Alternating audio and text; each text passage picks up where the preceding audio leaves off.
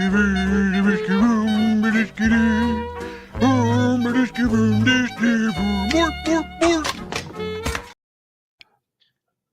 right, Yay. we're back.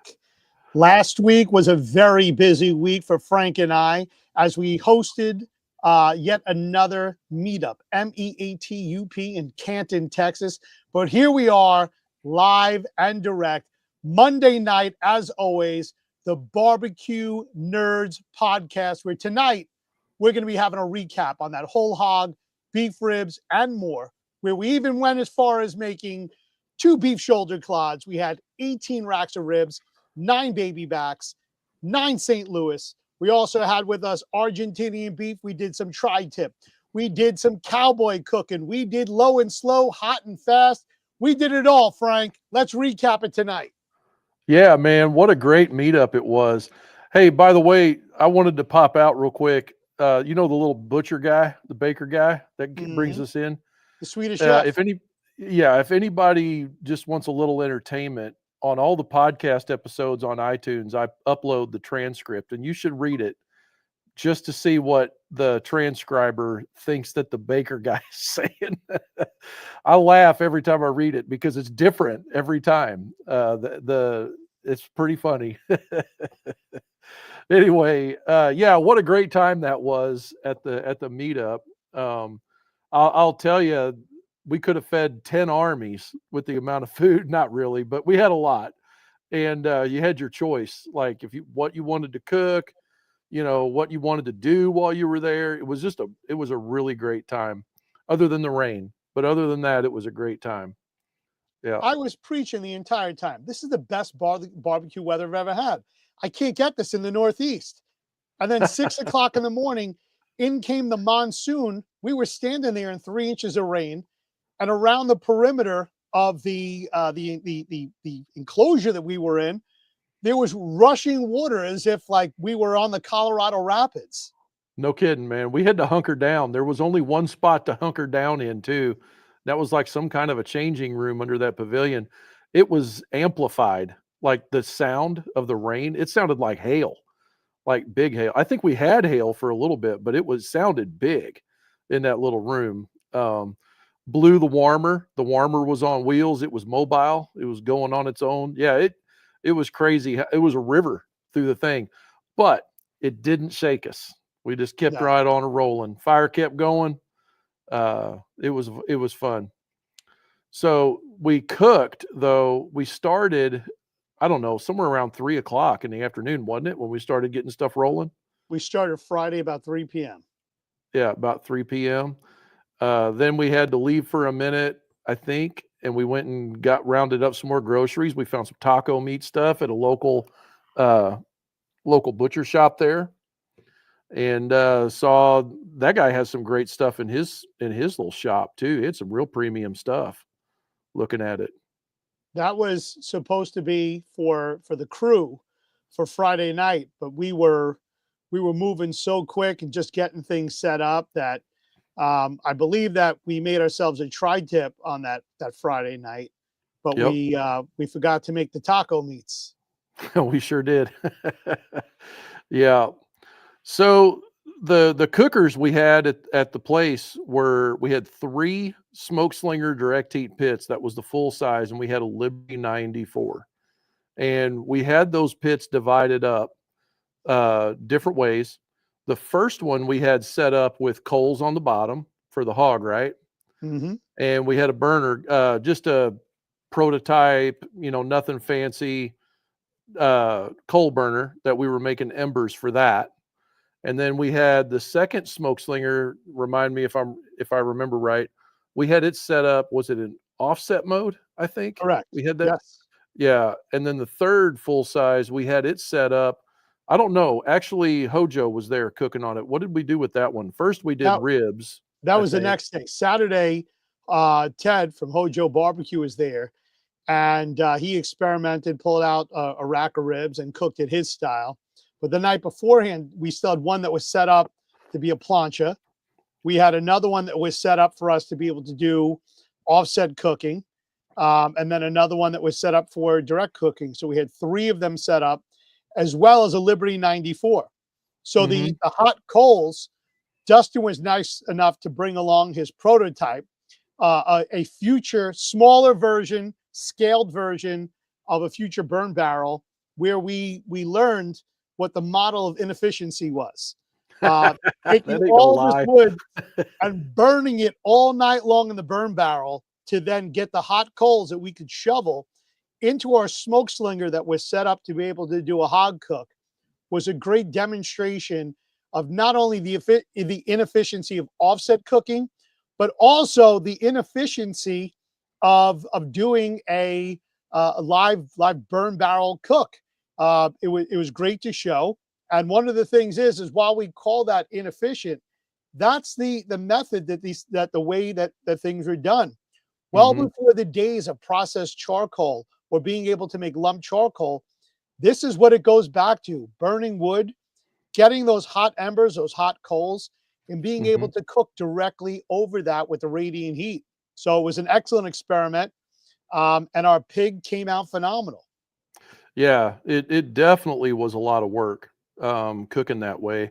I do believe that the drawers, using the drawers and the tuning plates, I think strategically to direct that heat where we want it on the hams and on the shoulders, I believe that would make the cook a lot easier. But doing it with the embers was definitely a great experience. You know, honestly, that's the first time I've ever done a hog inside of a cooker with the lid closed in that scenario. I've never done that. I have cooked a hog, a smaller hog, over like an Argentina style and a cross. That was with Al Fragoni at his live fire class. That was pretty fun. Different style of cooking altogether.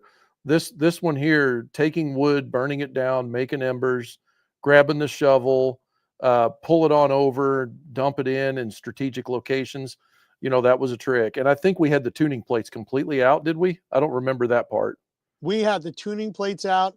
We had the baskets out, the rails out. The only thing that we had on there was a single rack of grates. Mhm. And after we had split that pig completely open, so it was butterflied open and laid out, Yeah.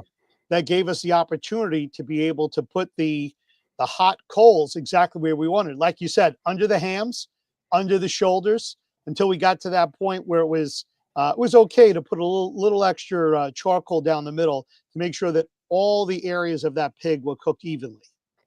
Yeah, and anytime you cook a hog, especially if it's flayed open, whether it's skin down or belly down or skin up, it doesn't really matter. Anytime you do that and you've got coals, your heat source directly under the animal, heat control is very, very important. You want to keep that heat concentrated on your hams and your shoulders, and because that's where all the density is on that animal, instead of in the middle, like where your loins are. You don't want to overcook the loins. And I think that was a perfect scenario the way we did that. The other thing I wanted to bring up is that I've never trimmed a hog the way that you did it, and I think it was magical on that. Like my normal way that I've always been around these MBN cooks and stuff like that is we would get out the Sawzall or the oscillating tool or even a cleaver and a rubber mallet or something, and we would split down the middle of the spine with whatever tool we had, being careful not to get down into the loins. But we would stop at like the ball on the neck. That's where we would stop and keep the head intact.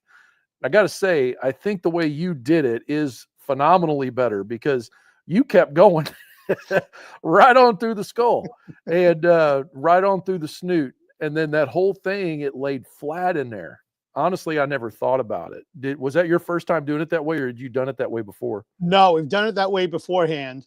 And for those that are listening, the way that this was done is I took the Sawzall and I sliced right through the pig's sternum. So right through the front of his chest, through the rib cage, up through his throat, underneath the lower jaw, the mandible, right through the maxillary jaw, the top, up through his snout, right through the roof of his mouth, up and through between his eyes and right into his cranium. That way, when the pig was splayed out, he was flat. There was nothing there to prevent that pig from being able to curl up or buckle up. And then also to make sure that the ribs that were attached to the spine allowed that pig to lay flat. We did give it just a couple little marks on the inside, not too deep, but in a manner that we were able to actually open up his vertebral column, the spine column, and I demonstrated to people, look, here it is. Here's a spinal cord, and that's what opened up the back, opened up the chest, and the pig, just a 48.5 pound pig, just beautifully laid out, plenty of room for us to be able to manipulate around, which really helped later on when we needed to flip that pig over Yeah. from its rib side over to its back side with the skin. Yeah. Yeah. Totally agree. Yeah. It was perfect. I think the only thing we probably could have done, I don't even know how we would have done it, but it did kind of stick. The bones did a little bit in the expanded. If there was a different mesh or something that we had, or I don't know, even really know, maybe we can create something one day that would make it easy to unstick him. Right. So, but flipping him was no problem. Like once you got it unstuck, I think a combination of both of us kind of getting underneath and pulling him loose a little bit. Once we got him loose, it was just a 1, 2, 3, and it was done. He flipped right over, stayed together. It looked beautiful, had great Oh, yeah. color. Yeah, it was I think if awesome. we ever go over to the round bar grates, maybe if we would have just coated them with a little bit of oil before putting the Yeah, pig skin side down with the round bars, it would have made it a lot easier to be able to lift it and maybe have a lot less adhesion of the skin to the racks. yeah, I agree. You know, the other thing is too, is I really liked doing that pig with the open side down and the skin up to start. Because what happened is when we flipped it over, that skin just held all that render fat. That's when we really started to render, and all that juice just stayed right inside the skin and kind of puddled down in the bacons and all that, and in the bottom of the shoulders and stuff. I think that's key, especially when you start mopping it like that and you get that color going. Yeah, that's perfect, I think. Typically, there's people that insist upon injecting all over the pig to make sure that it has all that juiciness, it has that moisture. But I'll tell you, we started off with nothing more than salt, not kosher salt. We use iodinized salt, table salt, sodium chloride. Put them all over the skin of the pig on the back to crisp them up, as well as the inside of the cavity. And it wasn't until later on when we began mopping that we added additional moisture in. And the mop sauce Mhm. was outstanding.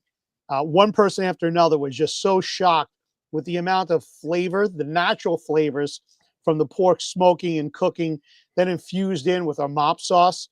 What comes to mind is when that pig was finished, the way that not only were we able to pull the bones directly out, but how we pulled from the shoulder, we pulled from the rib, the loin, the bacon, the ham, and combined all those flavors together. The best bites of barbecue in with our mop sauce.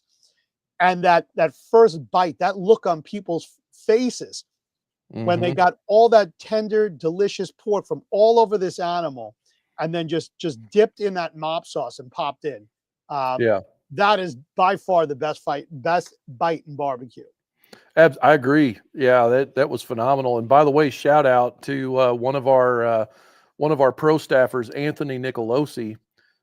He actually has a Liberty 94 on order, but that was his sauce that we used. His outfit's called BBQ and Craft is what it's called. His YouTube channel's just getting started, but you can find him over on Instagram.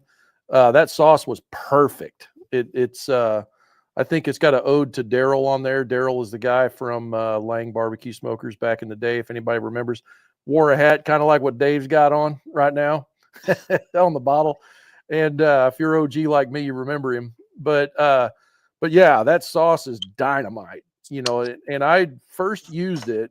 He gave us a couple of bottles, all of us, when we were down in Florida at the kosher thing, and I first used it a couple weeks ago on the chicken cook I did when I made lollipops out of the chicken legs. And I just put that bottle in one of them little loaf pans, little small ones like you find on the dessert buffet, and I just dunked them little lollipops in there, and man, the color, it's a thin tomato and vinegar based like a pepper sauce. Kind of reminds me of Tennessee Red from Blues Hog, but it's got a different flavor. It's not the same, but it looks the same. And you cut that with what? Apple juice, I think. I cut 1 to that with 1. just apple juice. That was it. Yeah. Was it 1 to 1? It was about that. Yeah, it was about Yeah. half a bottle of his sauce, and then the rest of the way we went with the apple juice, and that helped to thin it out a little bit, and spread the flavors. Yeah, yeah, man, wasn't a better pig picking that weekend anywhere, I don't think, because it was great. It looked great, it tasted great, and even the bones, like when you pulled those ribs out of his midsection, because you just reached in there. I got some B-roll from the people that did the photography down there.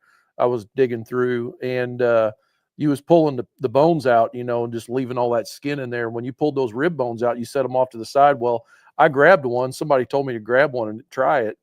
And dude, those ribs were great. Like, even for no bigger than that hog was, those were some great ribs. But it was the baby back and the spare all together. And it was the whole rack, and you could just get the meat from in between, a little bit of that membrane that got the char on it, and the mop happening. Because when you mop and that pig's skin side down, you get that juice going in there on that belly and on the ribs, and it just sits there in puddles. You can kind of keep pulling it up, and it just sits there and does its magic. It was great. Yeah, I'm probably not going to forget it. I'll tell you that. Yeah. Well, Yeah. I know there's been some requests for us to come out, do a whole hog again. Bigger pigs, in some case, smaller pigs. There was a request for suckling pig. How many small suckling pigs can we fit on there at once? For someone in the barbecue industry who wanted to have these available for tables at a large event they have coming up. A little pig on every table. Yeah, that would be awesome. Yeah.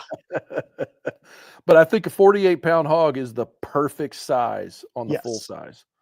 You didn't have to trim any hoofs off, nothing. That whole animal fit just fine. No, you're right. We didn't have to take anything off, and there was still room around the entire perimeter of that pig. That it never touched anything. We never had to manipulate it so that we had to cook one side one way or another side another way. And I was shocked. I didn't think that when I heard the size of a pig, if it was going to fit, but we had more than enough room. Mm-hmm. Yeah. Hey, now let's talk a little bit about those shoulders that we did too, because we did 2 shoulders, right? We did 2 full beef shoulder clods. Yeah, yeah, and they were really great meat. I don't know where you got them. Do you remember the source? Was it local down there? What brand they were? Anything? It was good question. It was either Restaurant Depot or it was the Okay. Costco Business Center that those came from. Yeah, yeah, they were nice. I thought they were great. They weren't overly large. It didn't look like they were a nice size cut to mess with down there. But average shoulder, what were they, like 16 pounds? But they get up as big as 28 typically. Yeah, I think.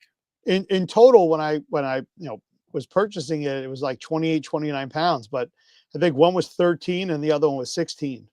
Mm-hmm. Yeah, I would totally cook that again. Yeah, no problem at all on that. And you got with the different muscles. What are the muscles in the shoulder clod? Oh my goodness! Look at this. I knew there was going to be an anatomy lesson. I was hoping There's a bunch of different muscles in there. I just don't remember. Oh yeah, I mean you got the flat iron steak in there. It's the chuck roll. So the chuck is coming from the neck down to the shoulder. Then right underneath that, you get into your brisket. So so think of this as your shoulder blade.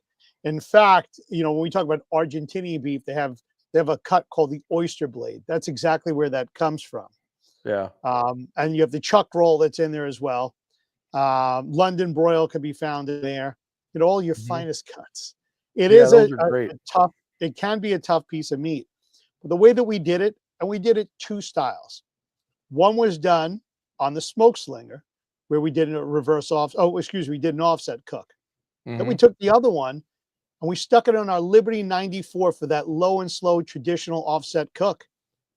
And Frank, you said it, and other people said it to me. You can take any large piece of meat and put it on the Smokeslinger, and it's ready in 8 hours. And 8 hours. That's exactly what the timing was. 8 hours later, it was ready. Yeah, isn't that wild? Amazing.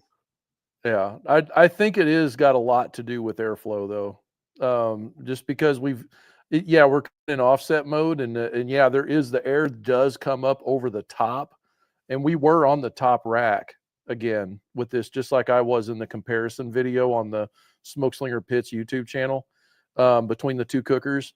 And it was a similar experience, I think, similar results, cooking on the direct heat on the top shelf and cooking on the offset on the Liberty 94.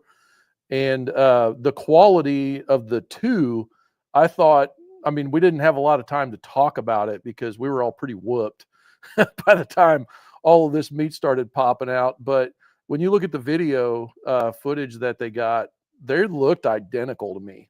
Like I couldn't really tell a difference. I couldn't tell you by looking at them which one came off of what pit.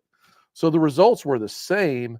The biggest difference was ease of fire management on the direct heat cooker, and the 8 hours done every time, it seems.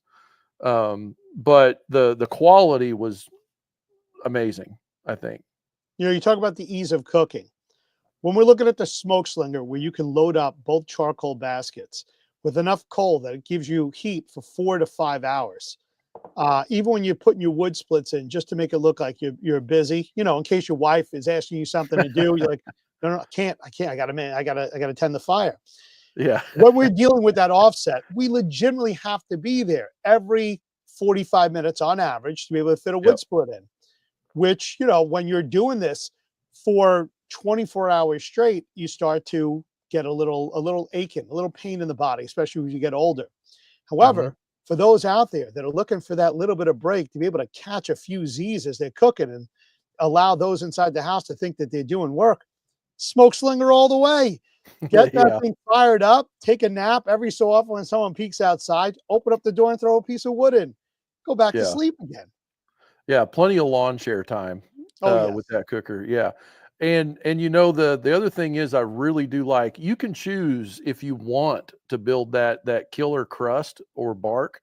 You know, like you can get a crusty bark on the direct heat cooker where it's sitting up closer to that lid.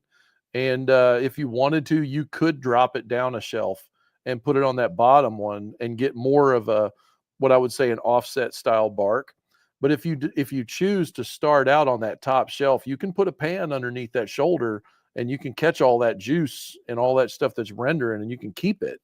And I think that can give you some really great results once it comes time to wrap, or if you're just going to keep that and just make some au jus out of it to blend in, like we talked last week about, you know, on our fusion episode, where we talked about like taking that au jus and cutting it 50-50 with whatever your sauce combo is, and you can really get some creativity going with all of that.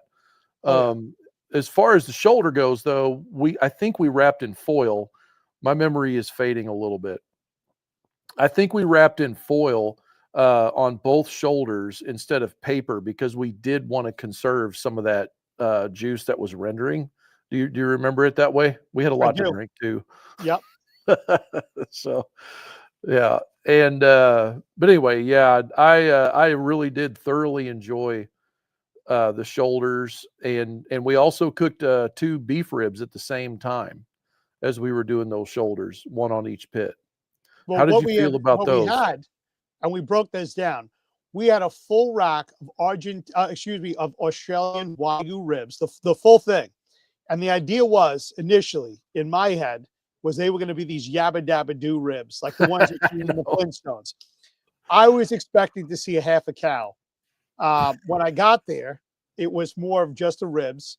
And again, not that I was completely let down, but again, when I'm looking at this rack of ribs, to me, I was imagining we were going to get those beef chuck ribs, the center ones, the dino size ribs.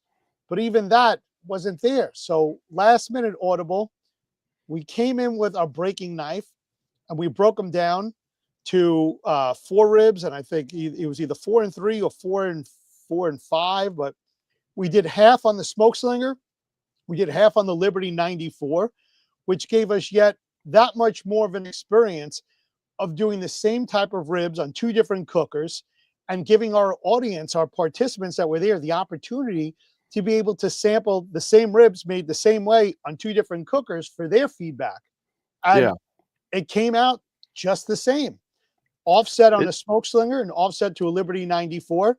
Only difference, was the quantity of time that was needed in order to finish them off versus the flavor profile, the crust, everything else was identical.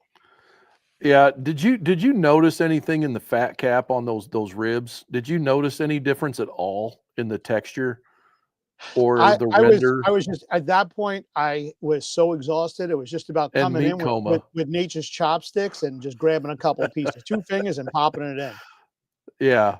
Yeah. For what I could tell, both jiggled really good. And we also, when we pulled those off, I have to be honest, when we pulled the shoulders off and the ribs off and the vacio, we're going to talk about here in a little bit. We did have a really good rest on the in the warmer with those things. Like we had everything wrapped in foil really tight, no holes in it, and took those and put them in a half pan so we didn't lose any juice through the foil or anything in the warmer. And then we gave them a really good rest. And I want to say it was probably close to like 130 or something like that when you guys cut into everything, was it? 135 was the temperature. 135? Yep. Something like that. Yeah. And man, it was just like, I tell you what, Scott Drosky's in the comments. He cleaned up the table with the hot water. That fat was everywhere, boy. It was magic just flowing out of everything. All that rendered tallow and all that juice. I don't know if you remember that. You was probably wearing half of it. We cooked so many delicious items, things that we had brought with us, and unfortunately, due to time constraints because of the weather, we didn't get to. But I'm going to stick with what we did, and then later on, maybe I'll give a preview because we did happen to cook them. We just didn't cook them at that event. They took a road trip. Yeah, they did, took a lengthy road trip, but we'll tease that a little bit later. Maybe if everybody keeps listening right now, they'll get to hear about it if they keep listening for the rest of the show. Yeah, it's a big surprise. Yeah, but back to what we did plan upon. What we did cook. Yeah, what we did cook. So the night beforehand, we had Argentinian tri-tip. I had decided to take it upon myself to make some fire roasted salsa, which kind of plays into the Santa Maria cook that we did with that tri-tip. And it was kind of a dare. That idea of cooking Santa Maria came from somebody within our Smokeslinger group on Facebook who had said, your cooker is so universal. Have you ever tried doing Santa Maria? And I accepted the challenge. So with the fire roasted veggies that I put directly into our firebox, right on top of our coal, a method learned by Mr. Frank Cox, who taught me about cowboy cooking.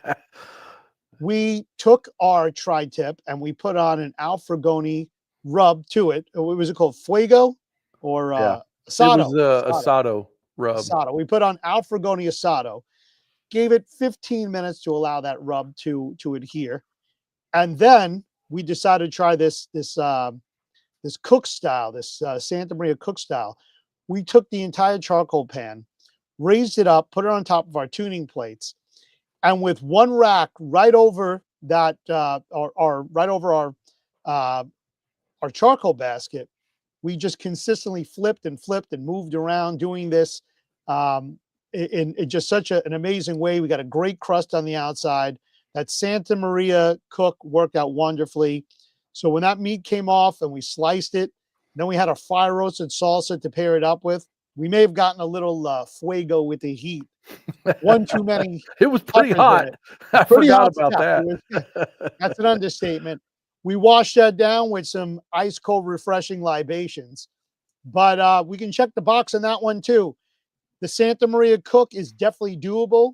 Fire roasted veggies right there in the firebox, as well as when you're doing your reverse seal, we can check that box. Everything worked right to par.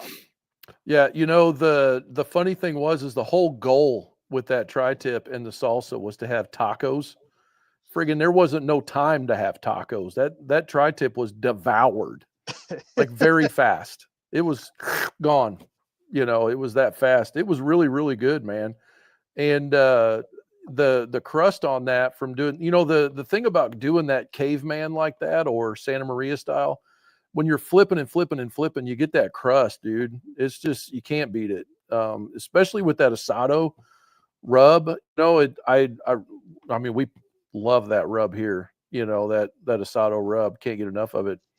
But I think the big difference, as far as what I've learned by hanging with Al Fragoni and some other people, the big difference between Santa Maria style and Argentina style cooking is that one is embers and one is flames.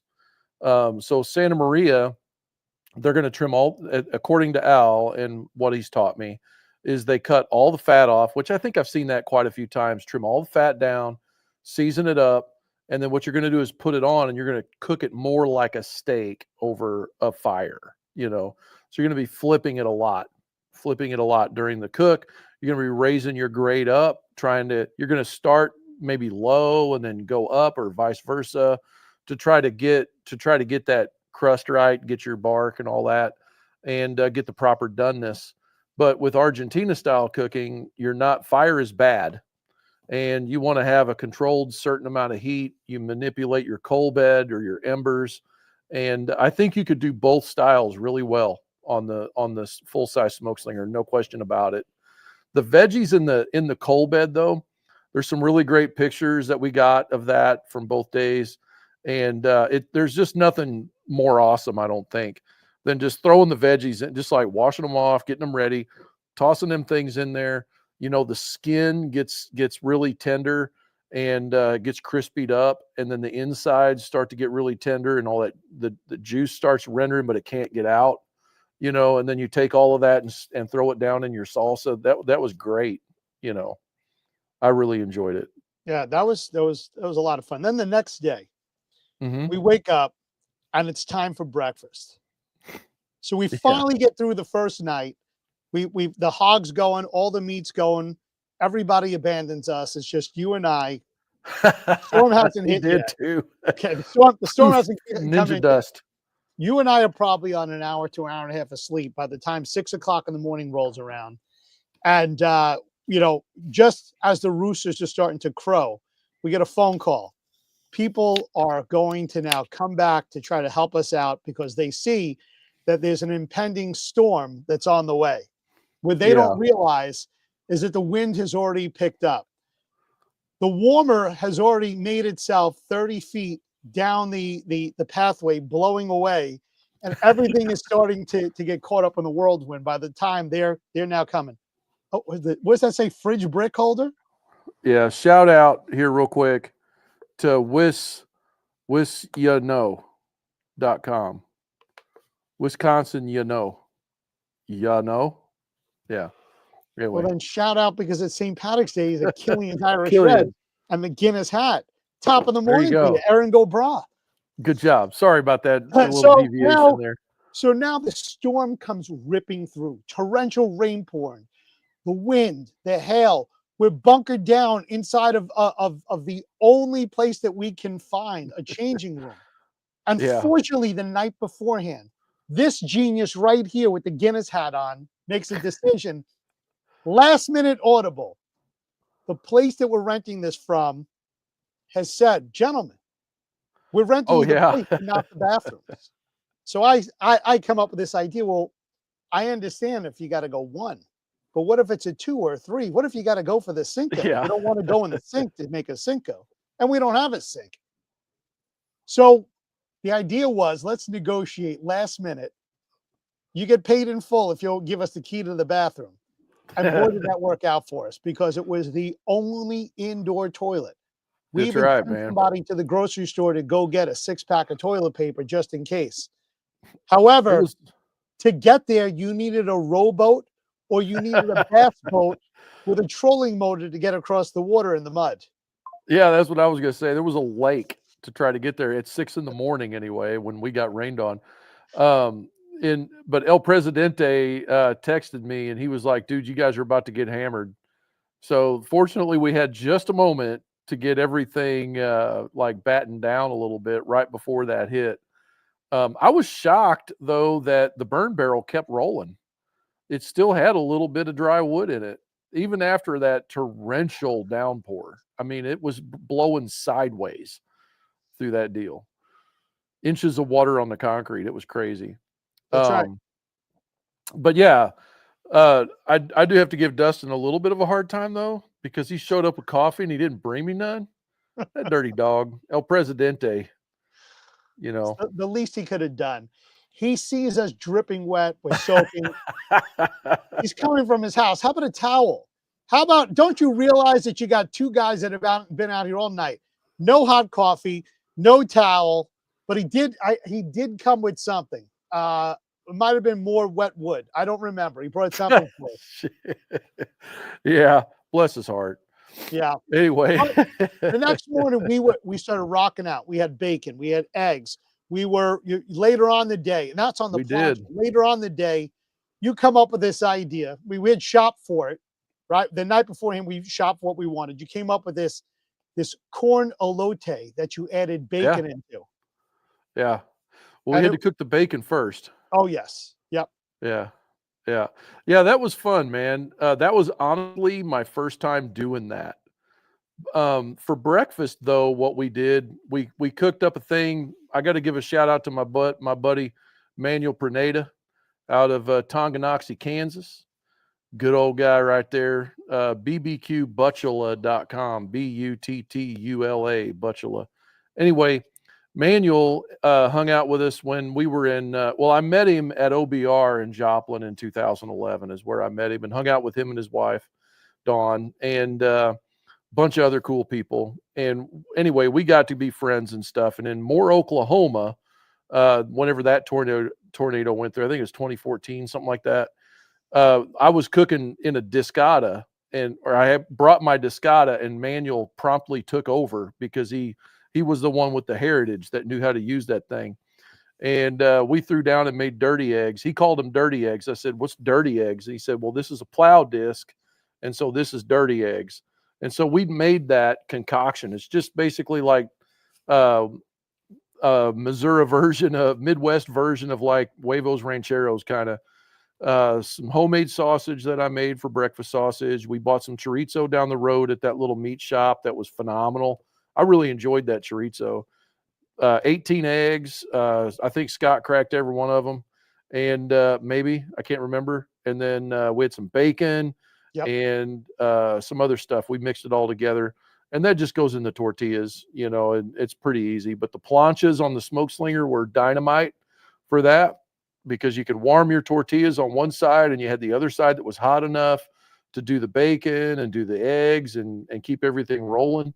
And so we had some good hot food, some coffee, and then it was time to we shifted over. Of course, there was a vacio we forgot to bring up from the night before that we put on. We had some attention on the vacio, and we started messing with sides a little bit, I think. So tell us about the vacio. So the vacio, again, Argentinian cut of beef, that includes the skirt steak, the flank steak, and the bavette. The meat was extremely tender. I would say that in comparison to brisket, this is an extremely juicy brisket. You've got some of the best cuts of meat. Obviously, we're all familiar with the flank steak, the skirt, that being the diaphragm, and the bavette, which is just a really great tender piece of meat. All this was held together. Right across the top, there was a membrane that, when this is done open fire, that'll crisp up. However, because we did this on an offset, it tends to be a little bit more chewy. So when we were ready to serve this, we just simply peeled that back and then sliced through each piece of meat the same way that you would a brisket. It was the juiciest of juiciest briskets that I've ever had. Yeah, it was awesome. Just like I said, that fat rendering over that table when you cut into stuff, it was everywhere. But yeah, so I still have a little tiny piece of it upstairs that I'm saving to do something with. I don't know what yet. Don't know which muscle it is, but it's good. Oh, so good. Yeah. Good. I think it's the layers of fat in between those muscles is what does it. Because the grass-fed beef from Argentina, I mean, we're going to tease and talk about that here in a little bit, where we went after the event, right? Right. But as we found out at that event, like, this grass-fed Argentina thing ain't no joke, just simply because of the way they're pastured down there. I had no idea how big the beef business is in Argentina. I had no idea. The beef cattle outpopulate people is what we were told in Argentina. That's nuts. That's right. And, but they're pastures year round. And so it's not like we're feeding them hay or putting them out in the pasture like we do in Missouri here, in a fescue field. No, this is a different deal altogether. Because of their location and how long and tall that country is. It's got all these diverse areas. And so it really did, man, it really had some great flavor, great moisture, stuff like that, where we would have to do grain fed, as Trumpet Master's talking here. We got to finish on grain to get that fat, but those guys down there, they got a different deal going, I think. But that vacio is one of my favorite cuts now, I think. I would throw down on that, no problem. Well, the reason why we came in with the grass-fed was for vegetarians that were going to show up. They say you are what you eat. So if the cow eats the grass, he's a vegetable. That's it. And we're eating the vegetable. Yeah.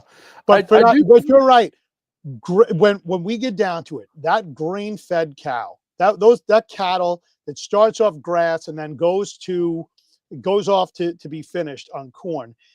The marbleization that we get, that whole spider web that comes through when we're looking at prime beef, or we're looking at Wagyu, we're looking at all that, just that beautiful, intricate lines and squiggles of fat. All that fat is flavor.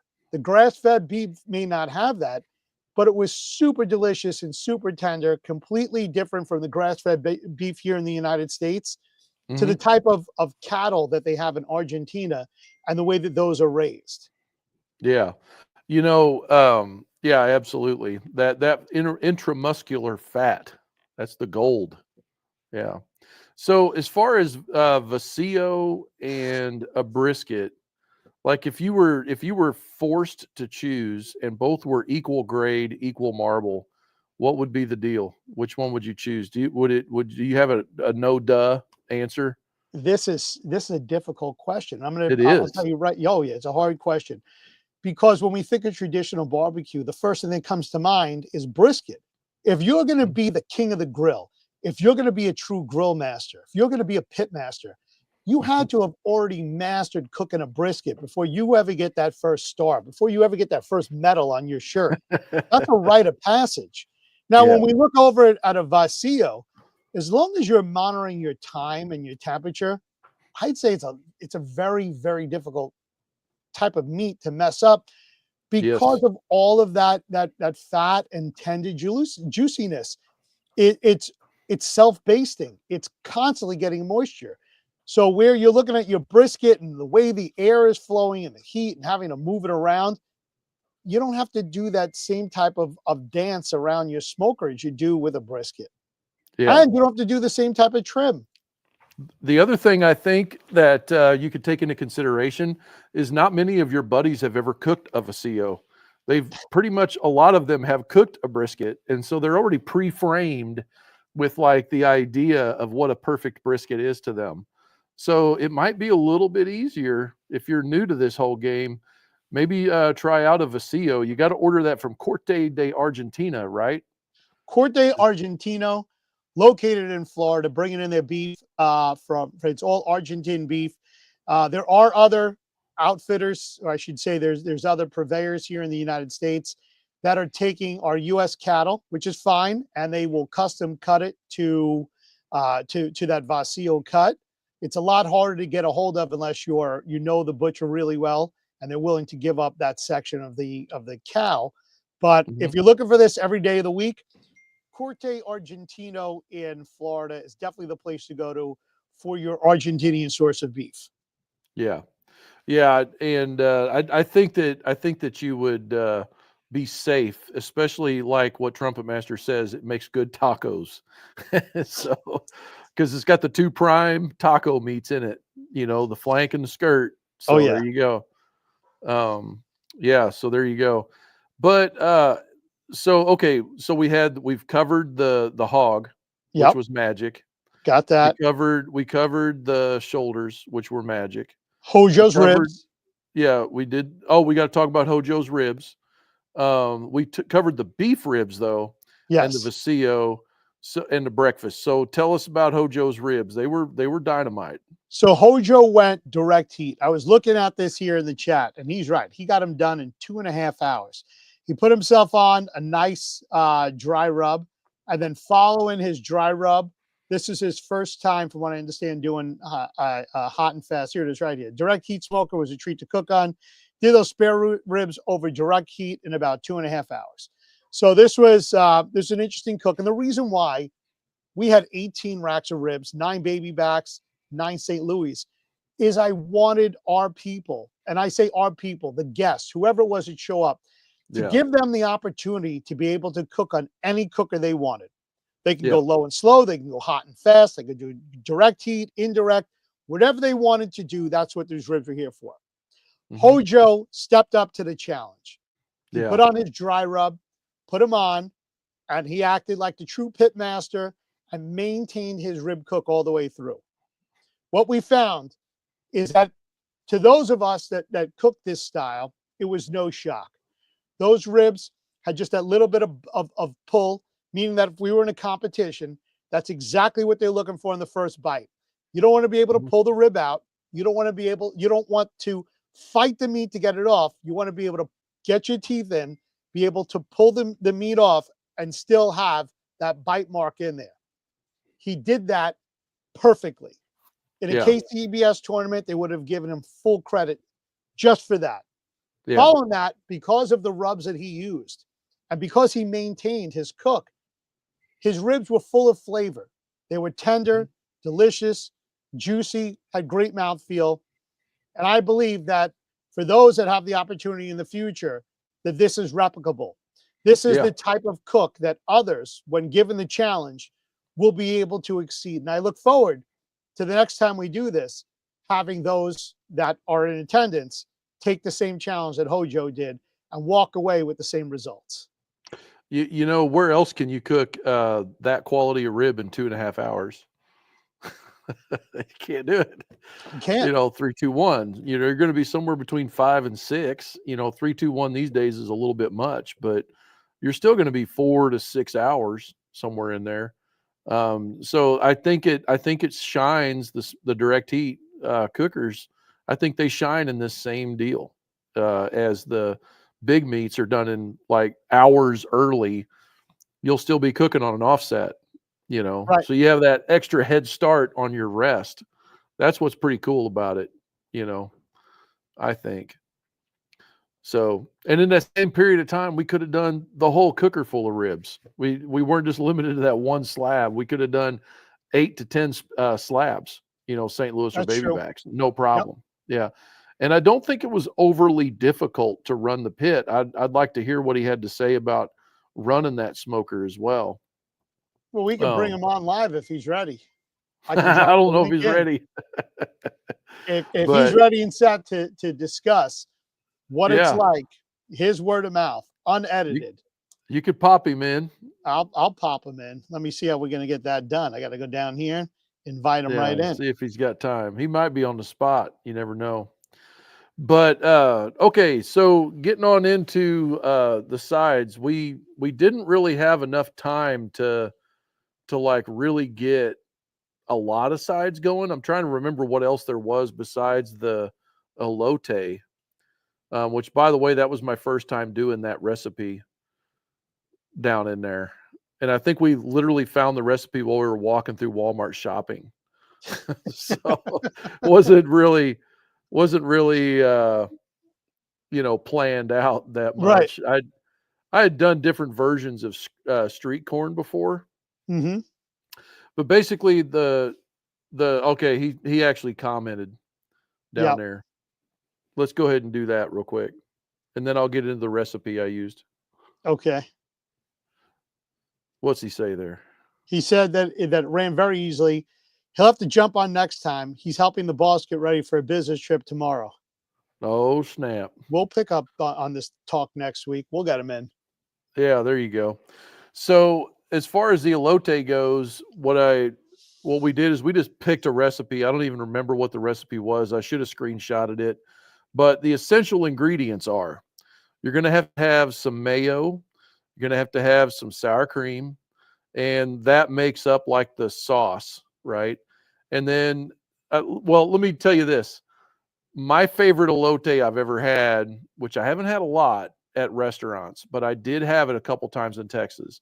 And B4 Barbecue, which is near Dustin's shop, is the recipe I was trying to mimic. It was really, really good. Typically they use mayo, sour cream, and then you wind up putting some different seasonings in, some lime.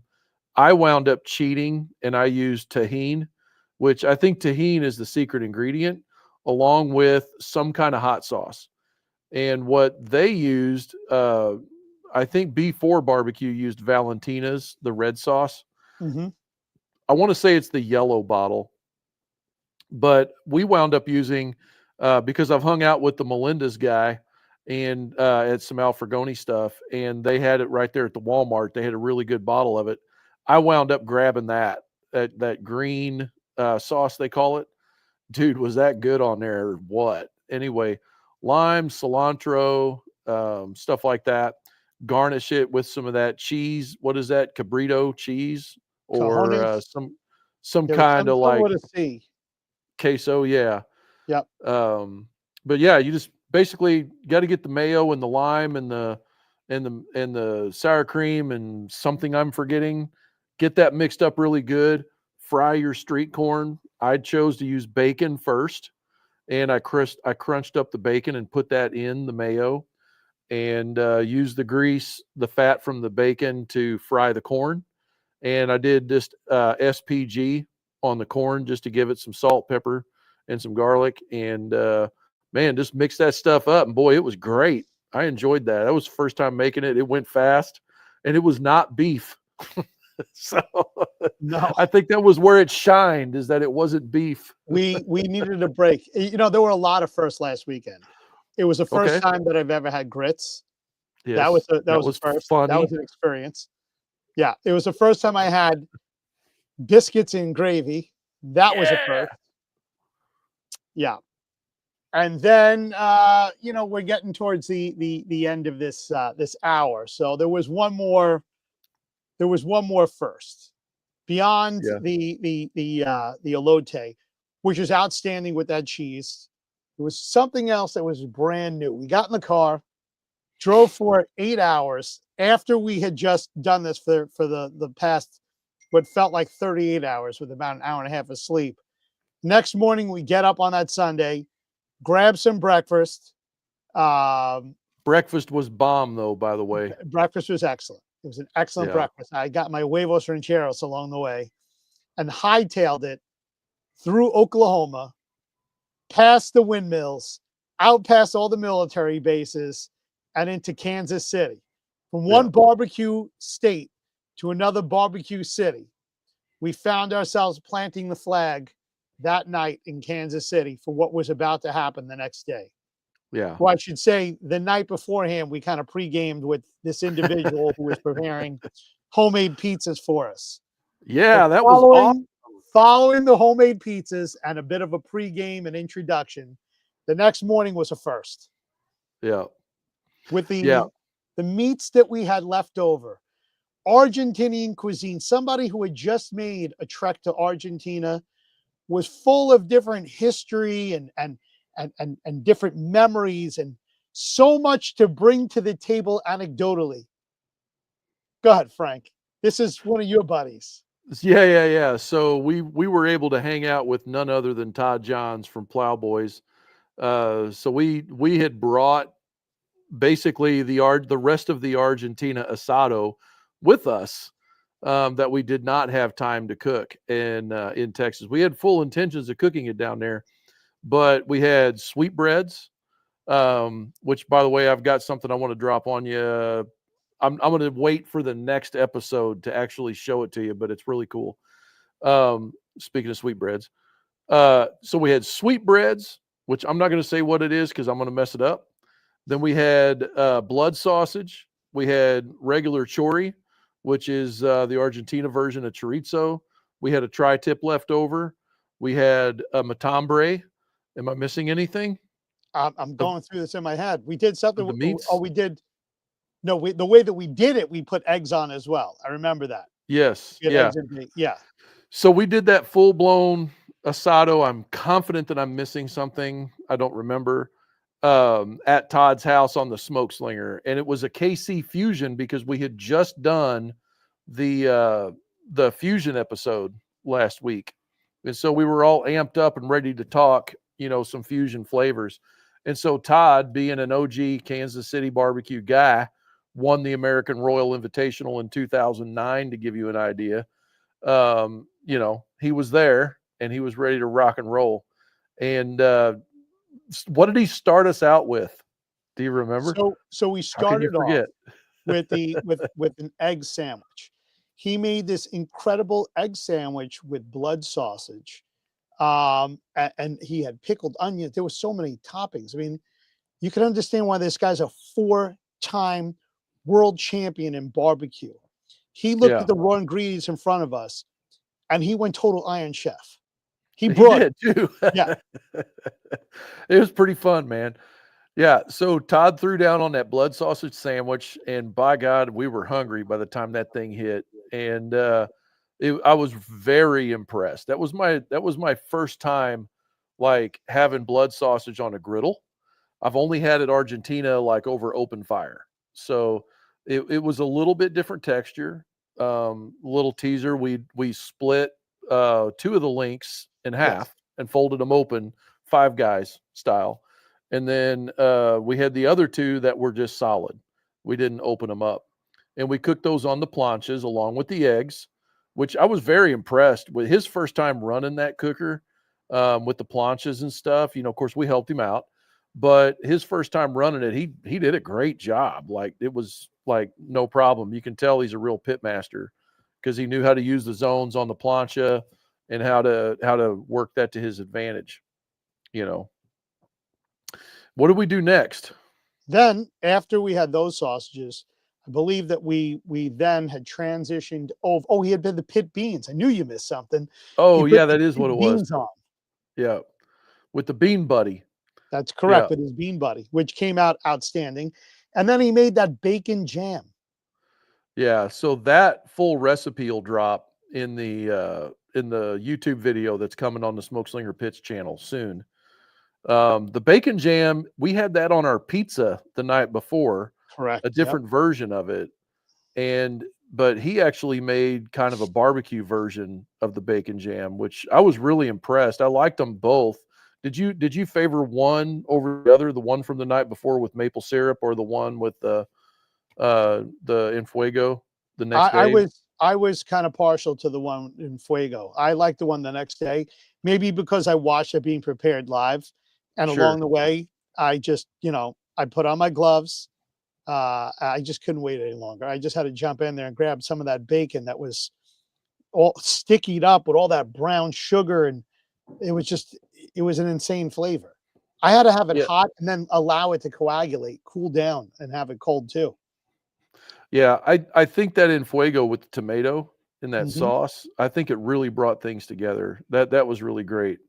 So then we had we did the bacon jam. Then we did I'm trying to think. We had the matambre. Yes. What was before? Oh, the sweetbreads. We did the sweetbreads. Yes. Yeah. And at the same time, we had some chori on because we made some sandwiches with that too, didn't we? On the French bread. We made some Alfreboni chimichurri on a churi pan. Correct. Yeah, we had the chori pan. And of course, I love that. We did the bacon jam on the chori pan. That was there was just so much flavor, so many hours. Do you recall when he pulled out the gourd with the tea leaves and it had that special spoon in there? I think it was a mate. A mate. We had to pass around the mate as we eat it. Yeah. We've got that all on camera too, which was really fun. That's a traditional Argentina thing. Doesn't sound like to me anyone leaves without their little mate cup and their spoon and a bag of the stuff. And then, but it's a very social thing. What did you think of the flavor of that? So the mate, when I first smelled it, it smelled like traditional tea. Yeah. But when I sipped it, I guess I'm used to having like, I like my iced tea without sugar. And that was one of the problems on the way up when we stopped off at some of the gas stations.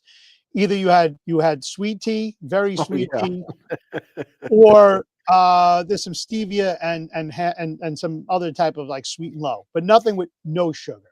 Why this was Yeah. relevant is I'm finally getting a tea with no sugar, and now I'm like, it needs a little sweetness. It's Yeah. a bit bitter. It's an acquired flavor. By the time we were up to the third one, I was used to the scalding, burning heat inside my mouth, and that bitterness became a little bit more enjoyable. Maybe Yeah. because my tongue was beginning to peel away its taste buds from the boiling water, or possibly, it's just an acquired flavor like coffee. When you're a kid, you don't Yeah. like coffee. After a while, it's an acquired flavor. Same thing with beer. Yeah, for sure. So it was a little bit bitter. It was earthy for sure. I completely understand. Like we went all through the etiquette involved, the do's and don'ts, which is pretty cool so that you can know what that is when you if you ever decide to go there or whatever. It was pretty interesting, the culture around it and stuff like that. But the main reason that it's bad etiquette to touch the straw is because you're going to stir the stuff up, and then the next guy that drinks out of that thing is going to have a straw full of the little dust. So you don't want to do that, because this is like you make the tea without a bag. Like it all goes right in the cup, and then you steep it, and then you have the little straw. Don't touch it, don't shake it, don't stir it, and just take a little sip. It's pretty cool. I enjoyed that. I had to wash it down with some beer, I'm not going to lie, but but I enjoyed it. That was pretty fun. So then we did the matambre, and you were knee deep in that. Well, kind of give us a story on that. So matambre, for those that are unfamiliar with it, its American name would be rose meat. Now to describe what rose meat is, because it's not necessarily a cut of meat that we see all too often. So when we see the cattle in the field, still alive, and they're shaking because a fly lands on them, that muscle that's underneath the skin, going around the rib area that shakes, that's the matambre, that's the rose meat. I think we had about a 4-pound piece. We decided to split that in two and make our matambre two different ways. We made one that had spinach, it had provolone, and we put some roasted red peppers inside. And of course, we used some plowboy seasoning. I believe that we used the bovine on that. We rolled it and tied it. And then with the other one, we had a little more fun. We put, let's see, what do we have in there? Did we put in roasted peppers again? Or what else did we put in that? He loaded that thing up. It was actually ham and ham. cheese. Ham, ham cheese, and and egg. That's provolone. right. We and did a egg. ham, egg, and cheese. That's correct. Which is traditional. Yes. Yeah, the hard-boiled eggs, the provolone, and the basically the grocery store ham, like the deli ham in the bag. What's he doing? I don't even know what he means. I do. Is Anyway. he asking me if that it's No. It's like Italian braciole. It's like a Sunday sauce meat that you'd put in. Man, Trumpet Master's thinking about a whole nother type of meat. He's going to Rocky Mountain for the oysters. That'll get edited out on the real podcast. That's another episode coming up. Anyway, Dave and Frank go to Rocky Mountain, do a couple of shots, and have some oysters. Yet we're nowhere near the ocean. Not it. Imagine that. Not it. That was another thing last weekend. Whoever touches their nose is not it. Yeah, you know who taught me that? No. The czar, the barbecue czar, taught me that. Yeah, Derek. He was like, not it. That's what he always did when we had to had to have something for somebody to do, and he goes, nope, not it. Boy. Anyway, back on the roasted red peppers, the spinach. What else was in that first one?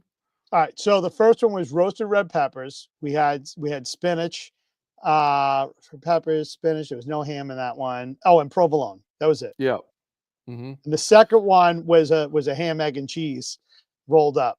And instead of using a flour tortilla, we used meat. Yeah. Yeah. You know, the matambre was really interesting. It was a, excuse me. So it's the skin, it's right under the skin, I guess, that Yes. rose meat is. Then there's the matambre cut. Then there's fat layer. Hmm. Then there's like the rump roast or whatever's right there, the whole end, right? That's that thing that shakes That's the whenever thing the and shake. cattle's trying to get rid of the flies. So so that thing right there is awesome. And you'll see Al Fragoni make like pizza crust out of that, make pizzas on it and stuff, and just crisp it up really good. Well, the way that we did it, we rolled it up, stuffed it. So you had it. Actually, what you did is you unrolled it, and then you let me think about it. You cut it in half Correct. against the grain, Yes. so that you could roll it up with the grain going long ways with the roll. That way, once it's rolled up and you got your stuff inside of it, you roll that up, and it's kind of like everything's trying to roll out as you're rolling it up, and then you got to tie it to keep it together. It's kind of like doing a porchetta, if you're familiar with that, I suppose. Oh yeah, it's a good example. Except the skin isn't on it like you would on a porchetta. Is it the skin that's on it or the fat that crisps up? No, on a porchetta, the skin is on the outside, and that gets crisped up The really skin, well. and Keep then you skin pour the oil over it and fry it, and it bubbles right. up and crusts. Yeah. So this is a little bit different. We're doing it over the live fire. You tie it.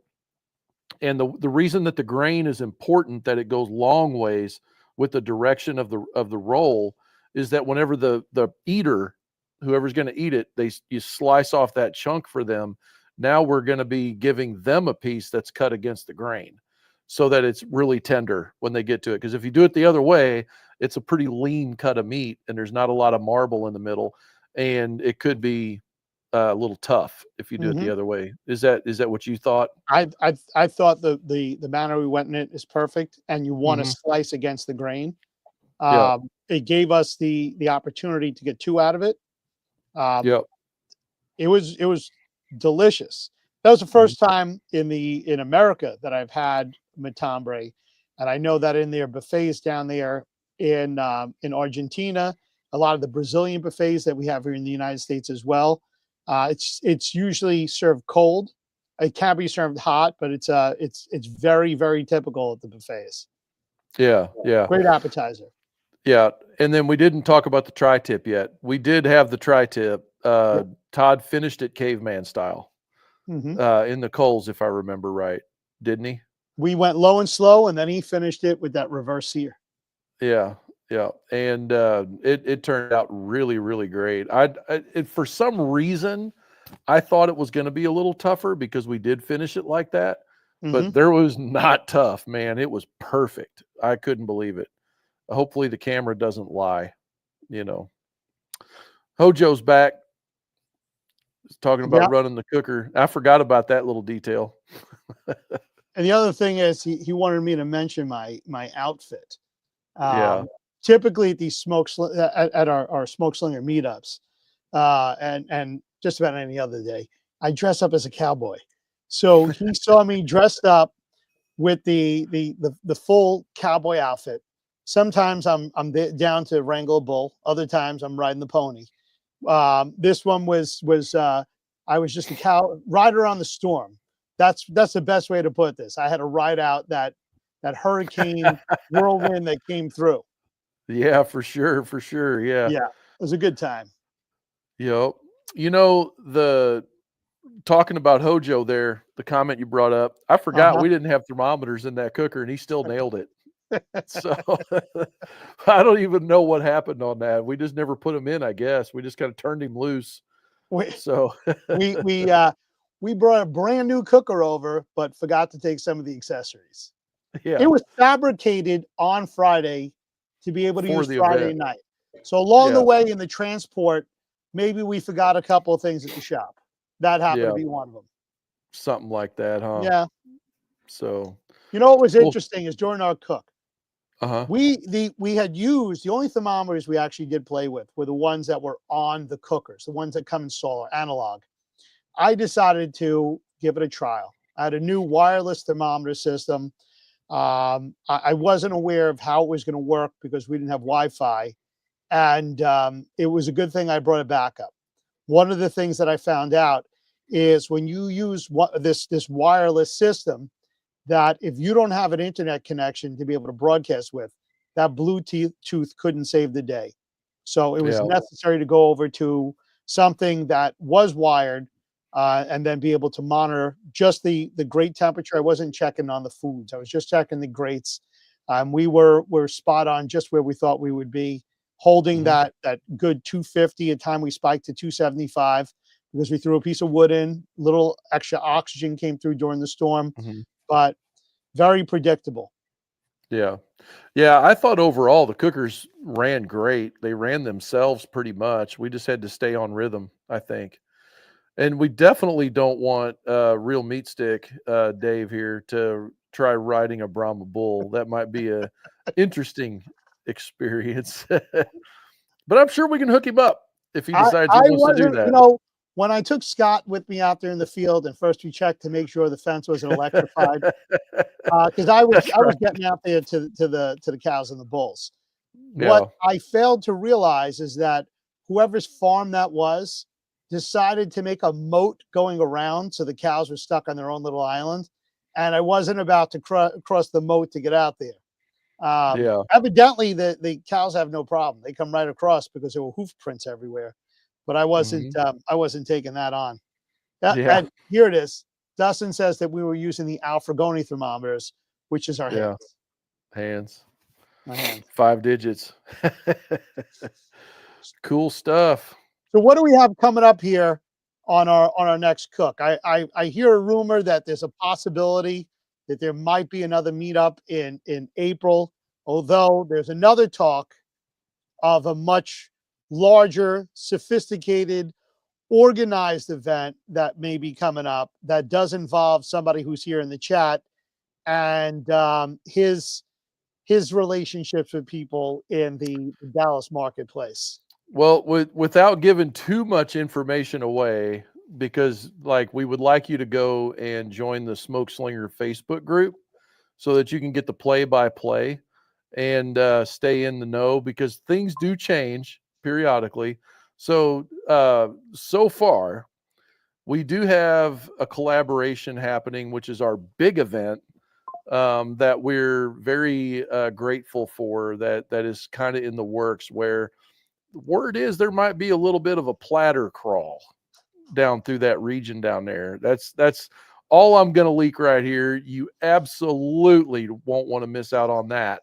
So if you're not already a member of the Smokeslinger Facebook group, Smokeslinger Pit Owners Facebook group, be sure that you go to Facebook and find that group.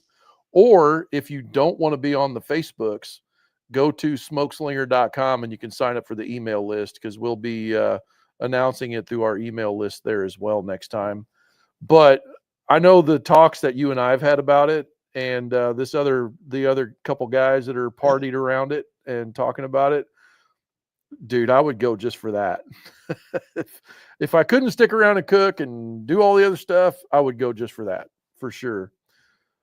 This I don't know is how you feel. this is from the discussion that has taken place, the excitement that we have on our side to be able to Yeah.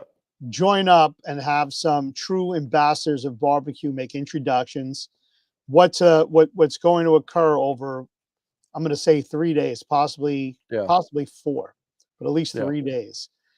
This is an event not to be missed. You will be front and center with some of the biggest names in barbecue, eating at their places, then replicating what you had what we ate. made. And after you have the opportunity to do that, the next day we will have a breakout, enjoy our cuisine, and then wrap it up like we always do, doing a little bit of a bar night where we decompress after all of this. Which, by the way, it was super awesome to hang out with Scott and Ed after the event. That was a lot of fun. That's one of the best parts, is where you're just kind of like letting it all just kind of like relax and have a good time, and all of that. That was a lot of fun. But the other part is not just that. Dustin, I believe, is putting one together for April, Mhm. which will be not quite as big of an event, but it's the same deal. So make sure that you're in the Smokeslinger Pit Owners group on Facebook, or that you pay attention on the email there. Make sure you're subscribed to our emails on smokeslinger.com, and you'll be in the know. Mhm. Yeah. Top of that, when Dave's got his pants on fire and he's doing some kind of special deal, you need to be paying attention, because the email list and the Facebook groups is where you're going to find out about that stuff, right? Oh, that's correct. Today's St. Patrick's Day. I might feel a little generous. There might be a pot of gold at the end of that rainbow. You Take never know. advantage The of the Smoke sale that Slinger might be going Rainbow. on today, unannounced. So cool. Well, hey, this has been fun, guys. I appreciate it. By the way, don't forget the BBQ Nerds podcast is on iTunes and anywhere you catch your audios, Spotify, YouTube Music, and all of that stuff in there. It's a little bit better episode because I remove all the ums and the uhs. I listen to myself, and I'm really bad at that. And we try there. I just did it again, and I try to make it a little more engaging and keep it shorter bites that are contextual to the different segments of our show. Even though it doesn't sound like we segment this, we try. And so it's a little better experience in the iTunes world there. So if you missed any part of this, you can catch it again. The live replay will be up tonight, and on Facebook and on YouTube. And then you can catch Dave on the social medias there too. It's on his channel at Real Meat Stick. So anything you want to add there, Dave? We had a great weekend last weekend. A lot of road tripping, a lot of new food, a lot of new adventures. It's unfortunate that when I got back from the area that you got hit by the tornadoes. Yeah, we got plowed. Yeah, So, Midwest got hit hard. Yeah, but it's okay. I mean, we only had like 2.5-inch hail. That's all it was here. But in town, they got an EF2. I'm grateful that I wasn't in town. We're all trying to pull together in Rolla, but there was a lot of other areas across the Midwest, not just in Missouri, that got hit too. Arkansas got hit really bad. So thoughts and prayers to everybody that was affected by everything we see going east. So hunker down. That's the word of advice from us guys here in the Midwest. If you ain't already, take it serious. It's not nothing to play with. So anyway, Dave, appreciate you hanging out with me here on the podcast. And, everybody paying attention, watch next week, 7:00 p.m. Central Time. We'll be back on 8:00 Eastern. Till next time, keep your smoke thin and blue, and we'll see you later.